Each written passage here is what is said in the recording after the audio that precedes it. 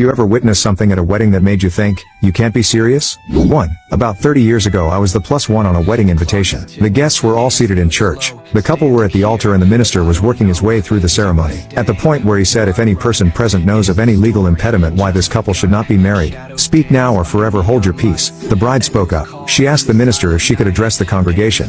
He replied that his was unusual but she had every right. So she turns to the guests and starts what I can only describe as a best man's speech or the bride's father's speech at the reception. She thanked various aunts and cousins for the flowers, dress etc., relatives that had flown in from Australia and so on. It was all a bit awkward and uncomfortable, not to mention odd. Finally she turned to her chief bridesmaid and groom and said lastly I would like to thank my chief bridesmaid and groom both of whom smiled.